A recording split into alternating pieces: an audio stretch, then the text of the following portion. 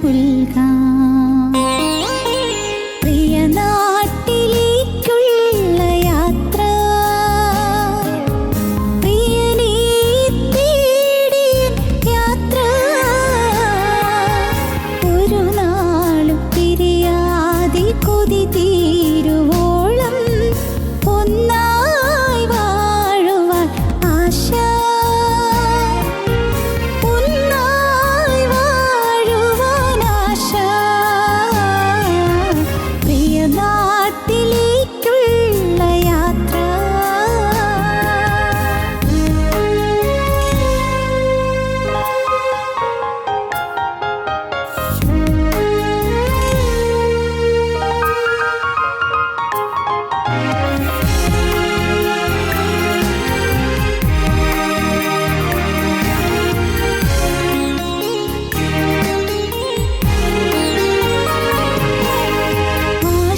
ആശാകിരണം പോൽ നീ പകർന്നേകിയ വിശ്വാസദീപം തെളിച്ചും,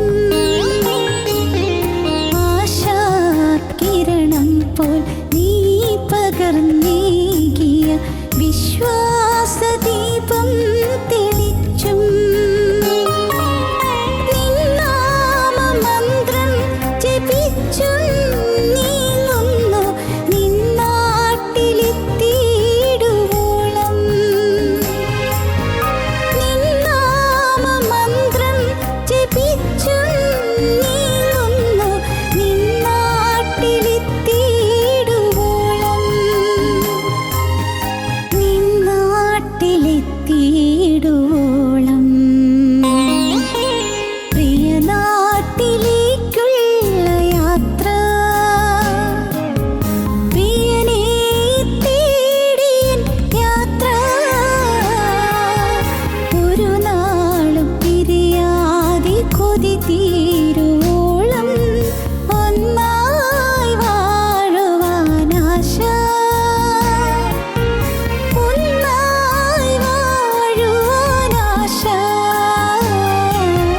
പ്രിയനാട്ടിലേക്കുള്ള യാത്ര.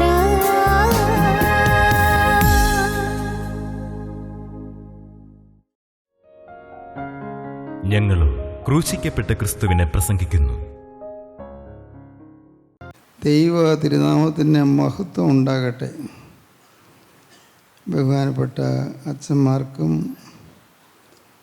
അനുഗ്രഹീതരായ ദൈവജനത്തിനും കർത്തൃനാമത്തിൽ എൻ്റെ വിനീതമായ വന്ദനം. ദൈവേഷ്ടം എന്നുള്ളതാണ് നമ്മുടെ ചിന്താവിഷയം. ദൈവത്തിൻ്റെ ഇഷ്ടം, ദൈവഹിതം.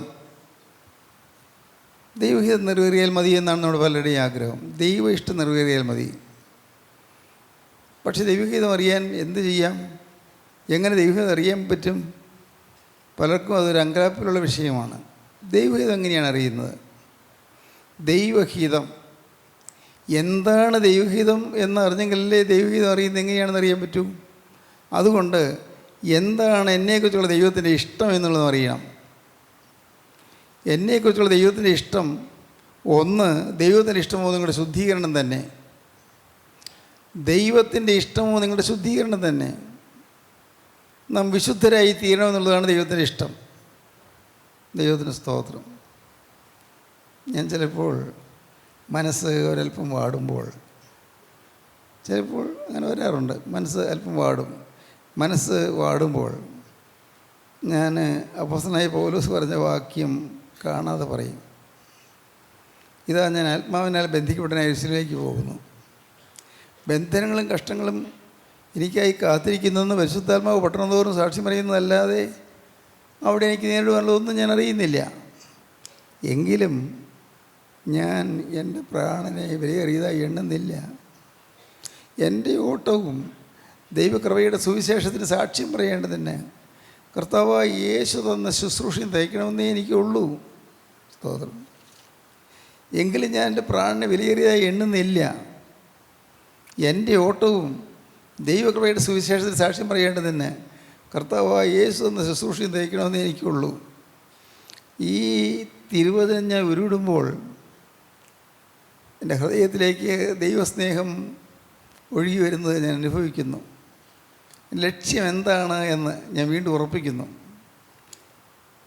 ഞാൻ സമർപ്പിച്ചത് ആരോടാണ് എന്ന് ഞാൻ ഉറപ്പിക്കുന്നു. ഞാനൊരു വാക്ക് പറഞ്ഞത് ആരോടാണ് എന്ന് ഉറപ്പിക്കുന്നു. എന്നെ വിളിച്ച് ഉണർത്തിയത് ആരാണെന്ന് ഞാൻ അറിയുന്നു. എന്നെ വിളിച്ചുണർത്തിയത് ഗോകുൽത്തായിലെ സ്നേഹമാണെന്ന് ഞാൻ അറിയുന്നു. എന്നെ വിളിച്ചതൊരു കൂട്ടായ്മയല്ല എന്ന് ഞാൻ അറിയുന്നു. എന്നെ വിളിച്ചതൊരു ദൈവദാസനല്ല എന്ന് ഞാൻ അറിയുന്നു.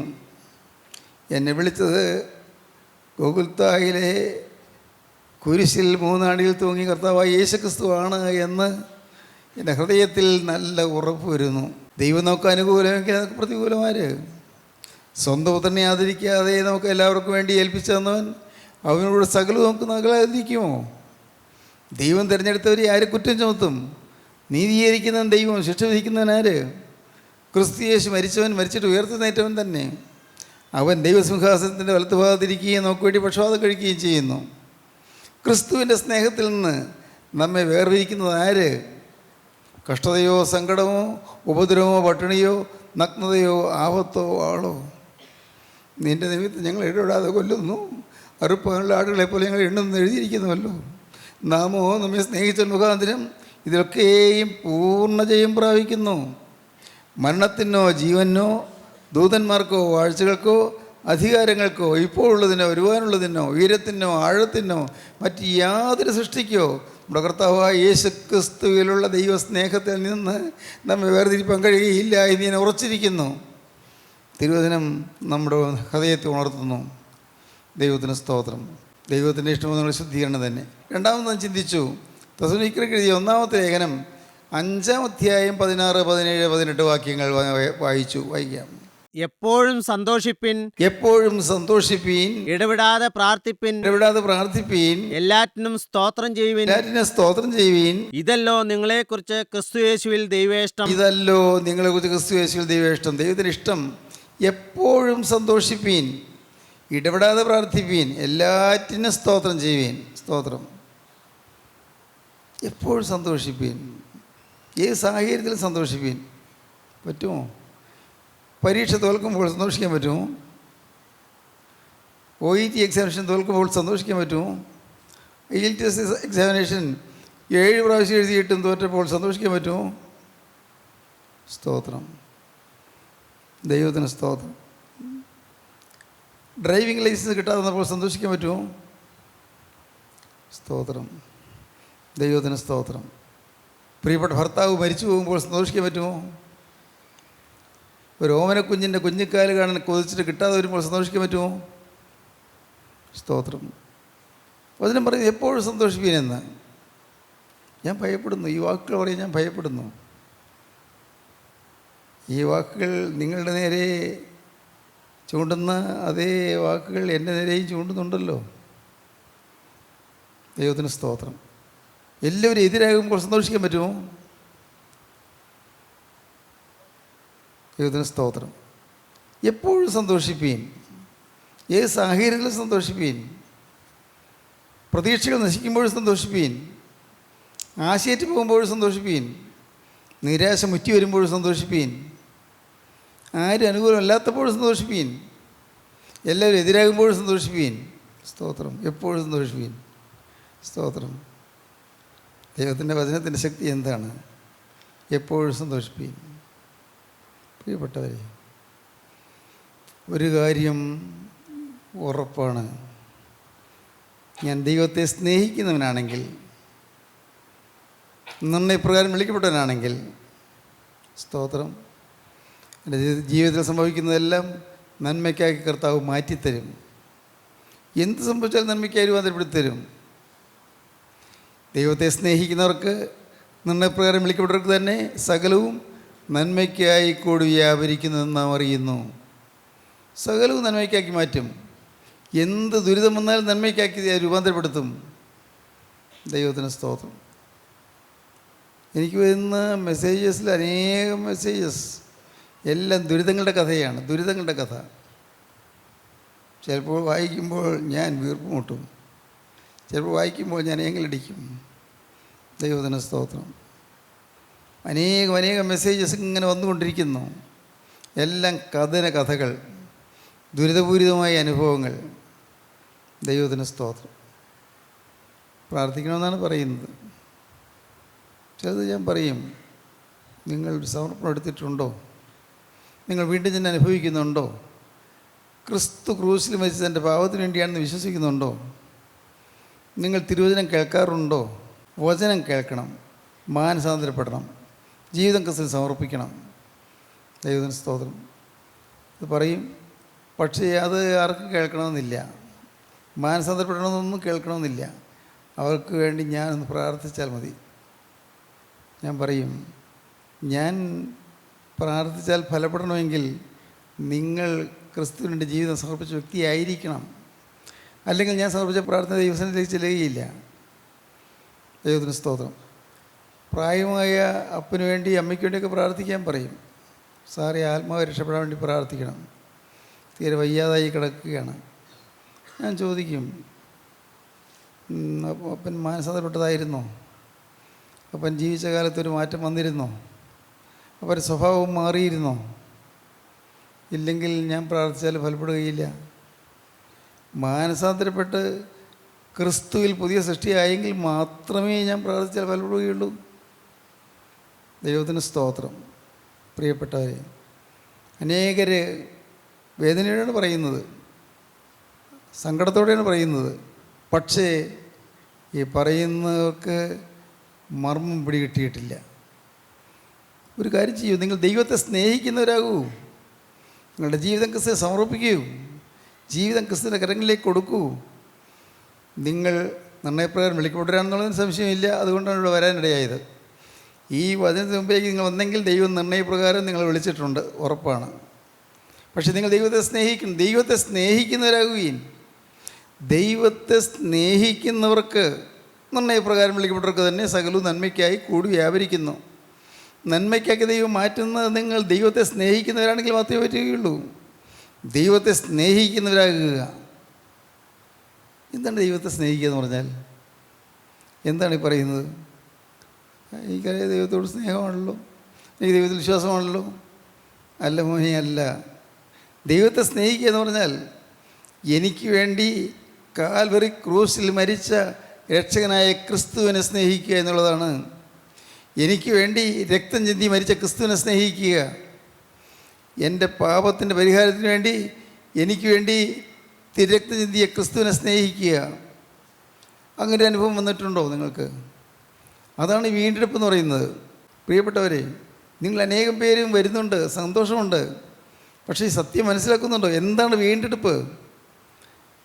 ശത്രുവിൻ്റെ ജയിലിൽ അടയ്ക്കപ്പെട്ടവനെ പിശാചിൻ്റെ കാരാഗ്രഹത്തിൻ്റെ പൂട്ട് തുറന്ന് പുറത്ത് കൊണ്ടുവരുന്നതാണ് വീണ്ടെടുപ്പ്. പിശാചിൻ്റെ കയ്യിൽപ്പെട്ട് കിടക്കുന്ന ഞെരിഞ്ഞ വരുന്ന മനുഷ്യൻ്റെ ആത്മാവിനെ പിശാചിൻ്റെ ബന്ധനത്തിൽ വിടർത്തിയെടുത്ത് അവന് സ്വാതന്ത്ര്യം നൽകുന്നതാണ് വീണ്ടെടുപ്പ്. അനേകം പാപങ്ങളുടെ കുരുക്കിൽപ്പെട്ട് പാപങ്ങളിൽ നിന്ന് മോചനം കിട്ടാൻ നോക്കിയിട്ടും സാധിക്കാതെ വിഷമിച്ച് പാപത്തിൻ്റെ ഏറ്റവും മലിനമായ അവസ്ഥയിൽ നശിച്ചുകൊണ്ടിരിക്കുന്ന മനുഷ്യനെ നാശത്തിൽ നിന്ന് രക്ഷിപ്പാൻ ക്രിസ്തുവിൻ്റെ കരം നീട്ടുന്നതാണ് വീണ്ടെടുപ്പ്. അതിനുവേണ്ടി ക്രിസ്തു ക്രൂസിൽ മരിച്ചു എന്നുള്ള സത്യം വിശ്വസിക്കുന്നതാണ് വീണ്ടെടുപ്പ്. അങ്ങനെ വീണ്ടെടുപ്പ് നിങ്ങൾക്ക് കിട്ടിയിട്ടുണ്ടോ? വീണ്ടെടുപ്പ്, സ്തോത്രം, ദൈവത്തിന് വലിയ നാമം മുഖത്തുപെടട്ടെ. വീണ്ടെടുപ്പ് കിട്ടണം. എൻ്റെ കർത്താവിന് സ്തോത്രം. ഞാൻ പറയും, ഞാൻ 17-ാമത്തെ വയസ്സിൽ വചനം കേട്ടപ്പോൾ പെട്ടെന്ന് മനസ്സിലായല്ലോ ഇതെല്ലാം. പെട്ടെന്ന് ആരും പറഞ്ഞു തരാൻ മനസ്സിലായി. വചനം കേട്ടപ്പോൾ പെട്ടെന്ന് ഉള്ളതിലേക്ക് വെളിവ് വന്നു. വീണ്ടെടുപ്പ്, വീണ്ടും ജനനം. ഞാൻ പറഞ്ഞു, കർത്താവേ, ഞാൻ വീണ്ടും ജനിച്ചിട്ടില്ല. 17-ാമത്തെ വയസ്സിലാണ്. പ്രകടമായി പാപമൊന്നും ചെയ്തിട്ടുമില്ല. കർത്താവേ, ഞാൻ വീണ്ടും ജനിച്ചിട്ടില്ല. കർത്താവേ, എനിക്ക് വീണ്ടും ജനനം ആവശ്യമാണ്. എനിക്ക് വീണ്ടും ജനനം ആവശ്യമാണ്. ഒരു പുതുജന്മം ആവശ്യമാണ്. എനിക്കറിയാവുന്ന രീതിയിലൊക്കെ ഞാൻ പറഞ്ഞു, കർത്താവേ, പഴയ മനുഷ്യൻ, പഴയ ആൾ മരിക്കണം, ഒരു പുതിയ ആൾ ഉയർത്തെഴുന്നേൽക്കണം. ആ ദിവസങ്ങളിൽ ഞാൻ ഓരോന്നോരോന്നും ഇങ്ങനെ എണ്ണി കർത്താവോട് പറഞ്ഞതാണ്. കർത്താവേ, ഒരു വീണ്ടെടുപ്പ് എനിക്ക് വേണം, വീണ്ടും ജന്മം എനിക്ക് വേണം, പഴയ മനുഷ്യൻ മരിച്ച് പുതിയ മനുഷ്യൻ ഉയർത്തെഴുന്നേൽക്കുന്ന അനുഭവം എനിക്ക് വേണം. ദൈവത്തിന് സ്തോത്രം. പിന്നീട് ഞാൻ തുടർന്ന് വചനം പ്രസംഗിച്ചു തുടങ്ങിയപ്പോൾ ആ കാലങ്ങളിൽ തുടരെ പ്രസംഗിച്ച വിഷയം വീണ്ടും ജന്മം എന്നുള്ളതായിരുന്നു. മാമോദിസായിൽ സാത്താനെ ഞാൻ ഉപേക്ഷിക്കുന്ന വിഷയമായി ഞാൻ സ്വീകരിക്കുന്നു ഏറ്റുപറയുന്നു. അതാണ് വീണ്ടും ജന്മം എന്ന് പറയുന്നത്. സാത്താൻ ഉപേക്ഷിക്കുന്നു, മിശിഹായെ സ്വീകരിക്കുന്നു. സാത്താൻ ഉപേക്ഷിച്ച് മിശിഹായെ സ്വീകരിക്കുന്നതാണ് വീണ്ടും ജന്മം. ഒരപ്പൻ്റെയും അമ്മയുടെയും മകനായി ജനിച്ച മനുഷ്യൻ അവൻ സാത്താൻ്റെ അടിമയാണ്, പിശാചിൻ്റെ അടിമത്തത്തിലാണ്, അവൻ പാവത്തിൻ്റെ അടിമത്തത്തിലാണ്. അവൻ സ്വന്തം മനസ്സോടെ സാത്താനോട് യാത്ര പറയണം. സാത്താനെ ഞാൻ ഉപേക്ഷിക്കുന്നു, ഇനി നമുക്ക് തമ്മിൽ കൂട്ടില്ല, എൻ്റെ മേൽ നിനക്ക് അവകാശമുള്ള എൻ്റെ പാവങ്ങളോട് ഞാൻ യാത്ര പറയുകയാണ്. എൻ്റെ പാവങ്ങൾക്ക് വേണ്ടി ക്രൂശിൽ മരിച്ച രക്ഷകനായ മിശിഹായുടെ കർത്താവും രക്ഷിതാവുമായി ഞാൻ സ്വീകരിക്കുകയാണ്. ഇങ്ങനെ ഹൃദയത്തിൽ നേറ്റ് പറയുമ്പോഴാണ് വീണ്ടും ജനം ലഭിക്കുന്നത്, വീണ്ടും ജനം അനുഭവിക്കുന്നത്. വീണ്ടും ജനം എന്ന് പറയുന്നത് ഒരു അനുഭവമാണ്. വീണ്ടും ജനം, ബോൺ അഗെയിൻ എക്സ്പീരിയൻസ്, അതൊരു അനുഭവമാണ്. ദൈവത്തിന് സ്തോത്രം. എൻ്റെ ബഹുമാന്യ സഹോദരങ്ങളെ, നിങ്ങൾ ഈ വീണ്ടും ജനം അനുഭവിക്കുന്നുണ്ടോ? അല്ല, അനുഭവിക്കാത്തവരാരെങ്കിലുമൊക്കെ വാക്കുകൾ കേൾക്കുന്നുണ്ടോ? വീണ്ടും ജന്മം. ദൈവത്തിന് സ്തോത്രം. നമ്മുടെ കൂട്ടായ്മയിൽ ഈ ആദ്യ പാഠങ്ങൾ പറയേണ്ട ആവശ്യം എന്താണെന്ന് നിങ്ങൾക്ക് തോന്നും. ഇതൊക്കെ ആദ്യ കാര്യങ്ങളല്ലേ, ആദ്യ പാഠങ്ങൾ. സ്തോത്രം. കാലം നോക്കിയാൽ ഇപ്പോൾ ഉപദേശക്കന്മാരായിരിക്കുന്ന നിങ്ങൾക്ക് വിശ്വാസത്തിൻ്റെ ആദ്യ പാഠങ്ങൾ തന്നെ ഉപദേശിച്ചൊരാവശ്യമായിരിക്കുന്നു. ആദ്യ പാഠങ്ങൾ ഇനി ഉപദേശിച്ചു തരണമെന്നാണ് അപ്പോസ്തലൻ പറയുന്നത്. കാലം നോക്കിയാൽ ഇപ്പോൾ ഉപദേശക്കന്മാരായിരിക്കേണ്ടത് നിങ്ങൾക്ക് ആദ്യ പാഠങ്ങൾ വീണ്ടും ഉപദേശിച്ചൊരാവശ്യമായിരിക്കുന്നു. അപ്പോസ്തലൻ പറയുകയാണ്, കാലം നോക്കിയാൽ വർഷങ്ങൾ ഇത്രയുമായി, പക്ഷേ നിങ്ങൾക്ക് ഇപ്പോഴും കാര്യങ്ങൾ പിടികിട്ടിയിട്ടില്ല. നിങ്ങളെ ഞാൻ തരം താഴ്ത്തി പറഞ്ഞതല്ല കേട്ടോ, നിങ്ങളെ ഞാൻ കുറവുള്ളവരെ കണ്ട് പറയുകയല്ല. സത്യം പറയണ്ടേ, സത്യം അറിയണ്ടേ. ഈ പെരുന്നാൾ കൂടിയും റാസയിൽ സംബന്ധിച്ചും തീർത്ഥയാത്രയിൽ കൂടിയും പള്ളിപ്പെരുന്നാൾ ഏറ്റുകഴിച്ചും അങ്ങനെയെല്ലാം സംതൃപ്തിപ്പെട്ട് കഴിയുന്ന ഒരു കൂട്ടം ആളുകൾ, അവരിൽ നിന്നെല്ലാം വ്യത്യസ്തരായി നാം വാസ്തവത്തിൽ അതാത് സഭയിൽ നിന്നുകൊണ്ട് തന്നെ സഭയിൽ അനാചാരങ്ങൾ കൂട്ടുകൂടാതെ നാം വിശുദ്ധരും നിഷ്കളങ്കമായി നിൽപ്പാൻ തീരുമാനമെടുത്തിരിക്കുകയാണ്. നാം സഭ വിട്ടിട്ടില്ല, സഭ വിടുന്നില്ല. സഭയുടെ സനാതന വിശ്വാസം സത്യമാണ്, സഭയുടെ വിശ്വാസം നിത്യമാണ്. ഏത് സഭയാണെങ്കിലും, യാക്കോബായ സഭയോ ഓർത്തഡോക്സ് സഭയോ കത്തോലിക്കാ സഭയോ മാർത്തോമാ സഭയോ CSI സഭയോ ഏത് സഭയോ ആയിക്കൊള്ളട്ടെ, പെന്തിക്കോസ്ത് സഭയോ ബ്രദറൻ ചർച്ചോ, പ്രിയപ്പെട്ടവരെ, ഞാൻ ഈ സഭകളെയെല്ലാം ആദരിക്കുകയാണ്. എല്ലാ സഭകളെയും ഞാൻ ബഹുമാനിക്കുകയാണ്. സ്തോത്രം, കർത്താവിന് സ്തോത്രം. എന്നാൽ ഈ സഭകൾ ഏതുമായിക്കൊള്ളട്ടെ, അതിലുള്ളവർ അവർ ജീവിതത്തിൽ വ്യക്തമായി സാത്താനിയെ ഉപേക്ഷിക്കുന്നു, മിശിഹായെ സ്വീകരിക്കുന്നു എന്ന് വ്യക്തമായ തീരുമാനമുള്ളവരായിരിക്കണം. അങ്ങനെ ആ വീണ്ടും ഞാൻ അനുഭവിക്കണം. വീണ്ടും ഞാൻ അനുഭവിച്ചെങ്കിൽ മാത്രമേ ഞാൻ രക്ഷിക്കപ്പെടുകയുള്ളൂ. നാം രക്ഷിക്കപ്പെടുന്നവരുടെ കൂട്ടത്തിലായിരിക്കണം. രക്ഷപ്പെടുക എന്ന് പറയാൻ കാരണം രക്ഷിക്കുന്ന കർത്താവായ ക്രിസ്തുവാണ്. രക്ഷപ്പെടലല്ല, രക്ഷിക്കപ്പെടുകയാണ്. ദൈവത്തിന് സ്തോത്രം. യേശു ക്രിസ്തു നമ്മളെ രക്ഷിക്കുകയാണ്. അങ്ങനെ ക്രിസ്തുവിൻ്റെ ആ ക്രൂശിലെ തിരുബലിയിൽ വിശ്വസിച്ച് തിരുരക്തത്തിൽ ആശ്രയിച്ച് പഴയ മനുഷ്യനോട് യാത്ര പറഞ്ഞ്, പഴയ സ്വഭാവത്തോട് യാത്ര പറഞ്ഞ് എന്നേക്കൊരു പുതിയ സൃഷ്ടിയായി തീരുമാനിച്ച് കഴിയുമ്പോൾ അപ്പോഴാണ് നാം വീണ്ടും ഞാൻ അനുഭവിക്കുന്നത്. അപ്പോഴാണ് സാക്ഷാത്തായി സന്തോഷം അനുഭവിക്കുന്നത്. എപ്പോഴും സന്തോഷിപ്പീൻ. സന്തോഷം എന്തിന്? നരകവിധി ഒഴിവായി, സ്വർഗത്തിൻ്റെ അവകാശം കിട്ടി, എൻ്റെ പേര് ജീവൻ്റെ പുസ്തകത്തിൽ എഴുതി. സ്തോത്രം. എൻ്റെ സഹോദരങ്ങൾ, ഏതെല്ലാം പാപം നിങ്ങൾക്ക് വന്നെങ്കിലും എല്ലാം കർത്താവ് ക്ഷമിച്ചു തരും കേട്ടോ. ന്യായീകരണം വരാതിരുന്നാൽ മാത്രം മതി. ന്യായീകരണം വരരുത്. ഇന്ന കാരണം കൊണ്ടാണ് എനിക്ക് പാപം വന്നതെന്ന് തോന്നരുത്. ന്യായീകരണമില്ലാതെ നിങ്ങൾ എളിമയോടെ കർത്താവിൻ്റെ കരുണയ്ക്ക് വേണ്ടി നിങ്ങൾ കാത്തിരുന്ന്, കർത്താവെ പാപത്തെ ഞാൻ ഉപേക്ഷിക്കുന്നു, എൻ്റെ കർത്താവെ സാത്താനെ ഞാൻ ഉപേക്ഷിക്കുന്നു, മിശിഹായെ സ്വീകരിക്കുന്ന ഉള്ളത്തിൽ വ്യക്തമായ തീരുമാനങ്ങൾക്ക് വന്നാൽ തീർച്ചയായും നിങ്ങൾക്ക് സന്തോഷിക്കാം. കർത്താവിൻ്റെ ജീവൻ നിങ്ങൾക്ക് കിട്ടും. അതിലാരെയും ഒഴിവാക്കുകയില്ല. വിശ്വസിക്കൂ നിങ്ങൾ. എത്ര കൊടുംഭാവിയായി ഒഴിവാക്കുകയില്ല. വിശ്വസിക്കൂ നിങ്ങൾ. ദൈവത്തിന് സ്തോത്രം. എൻ്റെ കർത്താവിൻ്റെ വലിയ നാമം മഹത്വപ്പെടട്ടെ. സഹോദരീ സഹോദരന്മാരെ, ഈ അനുഭവം നിങ്ങൾ പ്രാപിച്ചുവോ? നിങ്ങൾ വീണ്ടും ജനിച്ചുവോ?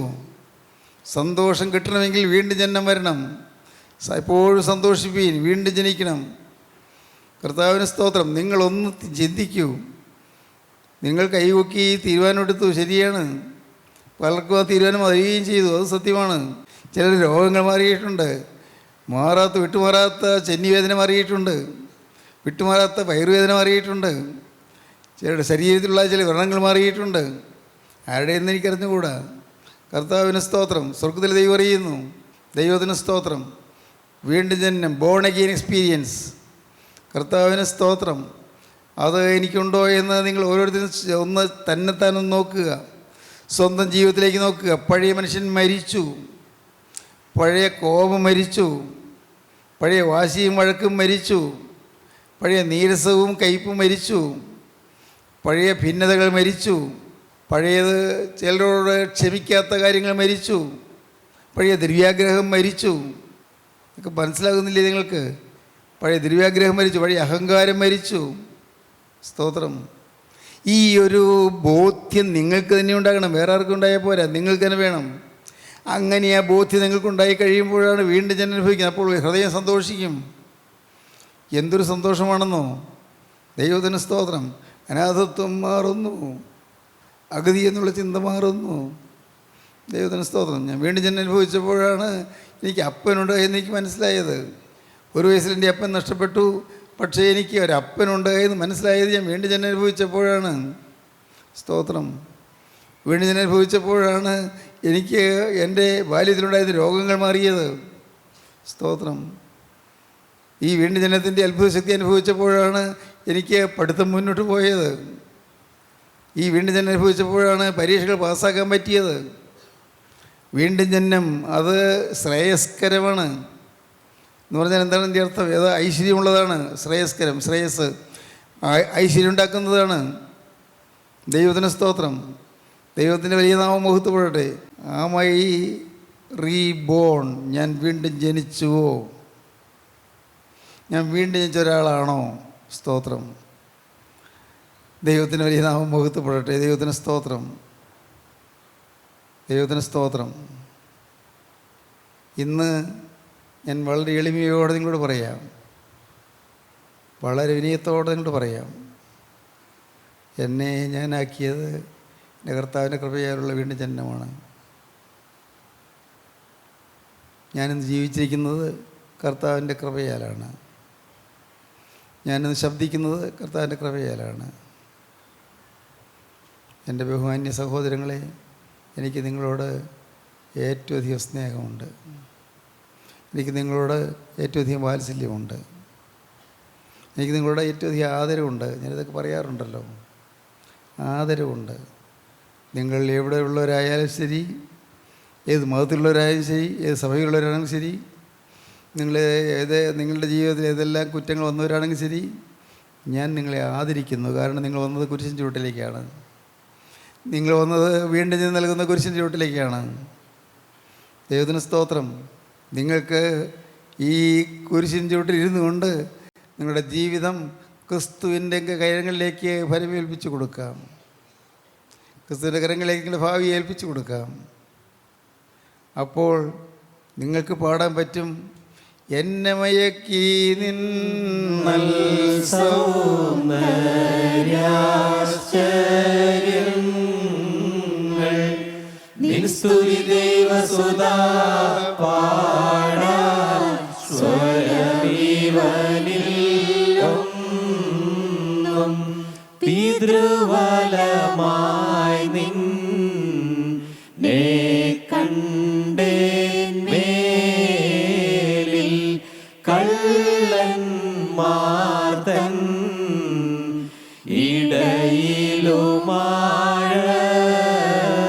ഇടയിലുമാഴത്തിൽ നിൻശയ്യ മരിച്ചോർ മധ്യേ സ്വർഗം നിൻ പീഠം ഇറമേലും നരകീഴും സ്തോത്രം ഹല്ലേലൂയ അട്ടഹസിക്കുന്നു.